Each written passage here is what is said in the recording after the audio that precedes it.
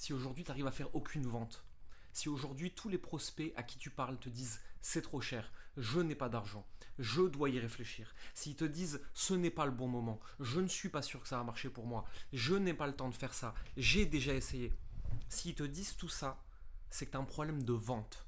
C'est que tu ne sais pas vendre. C'est parce que tu vends encore comme on vendait il y a des années. À la place, essaye plutôt quelque chose de différent. Essaye de leur donner envie d'acheter.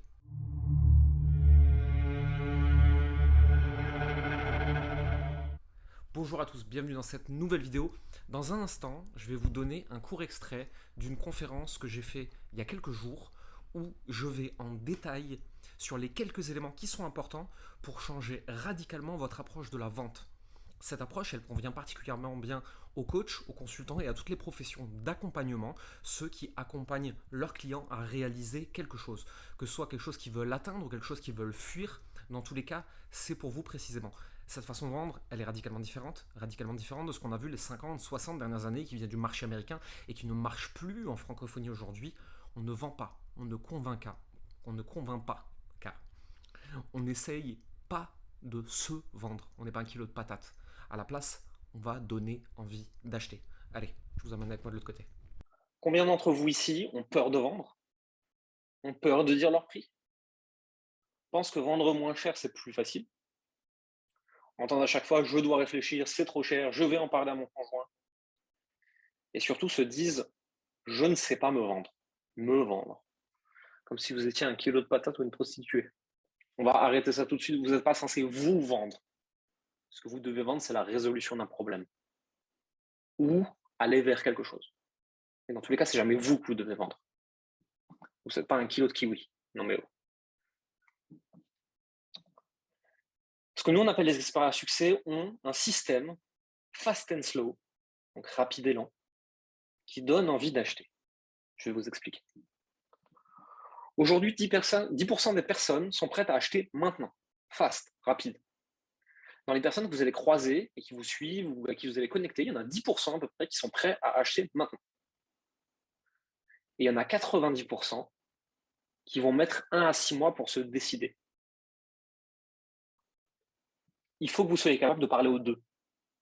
Sauf qu'aujourd'hui, toutes les méthodes marketing agressives sur le marché se concentrent sur les 10% rapides et donc traumatisent complètement les 90% restants. Alors que s'ils mettent les 90% 1 à 6 mois à se convaincre, vous allez profiter d'un effet boule de neige. Puisque le premier mois, vous n'avez que les rapides. Le deuxième mois, vous avez les nouveaux rapides et une partie des un peu lents. Le troisième mois, vous avez les nouveaux rapides et un peu plus des lents, et ainsi de suite. Ça va être bien plus facile que ce que vous pensez. Donner envie d'acheter, c'est les laisser se convaincre eux-mêmes.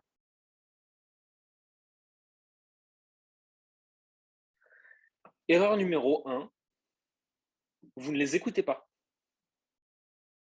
Syndrome de l'expert, vous savez tout, vous avez compris quel est leur problème en une fraction de seconde et vous avez envie de leur expliquer la vie pour leur montrer à quel point vous êtes intelligent, à quel point vous pouvez les aider et à quel point il faut absolument vous donner de l'argent. Et donc, au lieu de les écouter, vous allez leur jeter votre solution et votre expertise à la gueule sans tenir compte de ce qu'ils pensent et ressentent. C'est une catastrophe, ne faites plus ça. Erreur numéro 2, vous parlez trop parce que vous êtes inconfortable avec le silence. Si on est face à face dans un appel, vous et moi, combien de temps vous pouvez tenir sans parler? Moi, perso, je peux tenir toute la journée. Mais le but, c'est pas de créer des silences gênants. Le but, c'est de laisser la personne intégrer ce que vous venez de lui dire et ce qu'elle est en train de vivre émotionnellement en discutant avec vous. En voulant absolument meubler les blancs parce que vous êtes inconfortable, vous ne laissez pas le temps à cette personne de vivre tout ce qu'elle est en train de vivre. Vous la privez de quelque chose.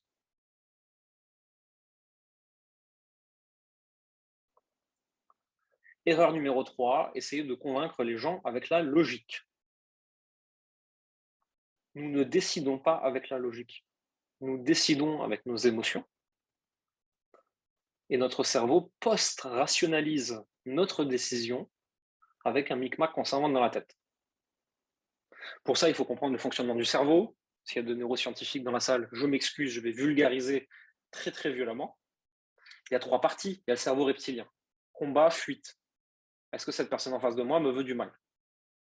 Partie numéro 2, émotionnel. Est-ce que je ressens que cette personne peut m'aider? Est-ce que je me vois réussir avec cette personne? Partie numéro 3, néocortex, raisonnement complexe. Il va falloir que je justifie à ma femme, à mes proches et à n'importe qui d'avoir pris cette décision, donc je vais me raconter une petite histoire. Quand la personne vous amène dans des détails et dans de la logique, c'est qu'elle est en train d'essayer de post-rationaliser quelque chose. Ses émotions ont déjà décidé. Et si vous essayez de la faire changer d'avis avec la logique, vous n'arrivez à rien. C'est pas la logique qui décide. C'est comme si vous êtes au restaurant et que c'est la maman qui doit payer l'addition et que vous essayez de convaincre le bébé. Ça sert à rien. Pas le bébé qui décide. Le bébé, il piaille. Et ben notre néocortex, notre cerveau rationnel, il piaille. Il fait du bruit qui sert à rien. Vous devez parler aux émotions des personnes en face de vous. Parce que avec vous, elles cherchent un guide.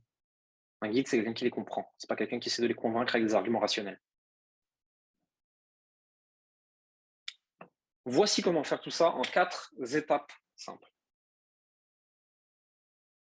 Quand vous avez une conversation avec un prospect, vous allez passer par ça. Vous allez commencer par définir leurs problèmes. Pourquoi est-ce qu'on est là aujourd'hui? Pourquoi est-ce qu'on se parle? Qu'est-ce que tu vis actuellement? Comment est-ce que je peux t'aider? Ensuite, vous allez définir leur objectif. Qu'est-ce que tu veux atteindre? Dans combien de temps? De quelle façon? Est-ce que c'est important pour toi? Étape numéro 3, vous allez définir ce qui les sépare de cet objectif. Définir ce qui sépare les deux pour eux, entre le problème et l'objectif. Enfin, étape numéro 4, et normalement dans une conversation, c'est là que vous devriez passer le plus de temps, vous allez les coacher sur leurs doutes et sur leur prise de décision. C'est-à-dire leur apprendre à regarder la façon dont ils décident différemment et à les aider à naviguer à travers leurs doutes. Vous remarquez qu'à aucun moment vous êtes censé leur vendre quoi que ce soit. Moi, mon but dans un appel, c'est que la personne, elle bouge.